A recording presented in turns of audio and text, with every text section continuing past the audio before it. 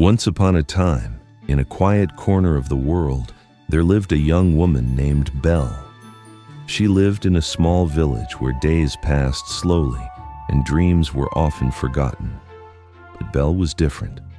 While others saw only what was, she imagined what could be. Every morning, she walked through the village with a book in her hands, her eyes filled with curiosity and wonder. Stories were her escape.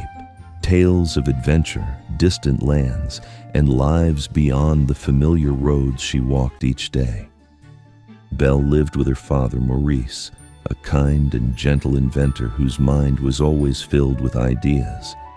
Though his creations often failed, his heart never did. To Belle, he was everything.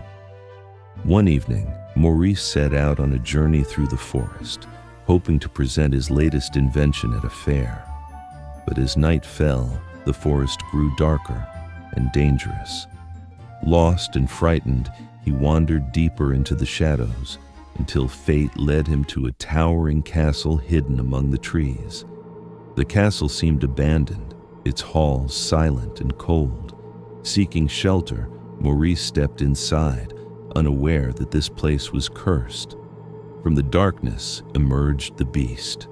Once a selfish prince, he had been transformed by a powerful spell, condemned to live as a monster until he learned to love and be loved in return.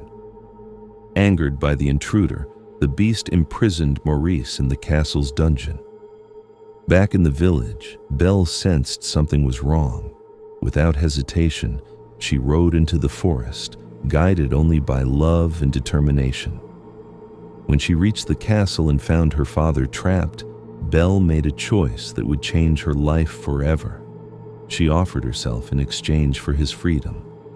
Reluctantly, the beast agreed. As the castle gates closed behind her, Belle felt fear, but also resolve.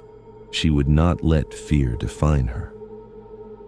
Inside the castle, Belle discovered that the walls were not as empty as they seemed. Enchanted servants, a candlestick, a clock, a teapot, welcomed her with cautious hope. For the first time in years, the castle felt alive. The beast, however, struggled with his own darkness. He was rough, impatient, and lonely, unused to kindness. But Belle saw beyond his anger. She saw pain. Days passed, and slowly, something began to change. They walked together through the castle gardens, shared quiet meals, and spoke not as captor and prisoner, but as two souls learning to trust. When the beast was injured protecting Belle from wolves, she cared for him without hesitation. In that moment, the walls around his heart began to fall.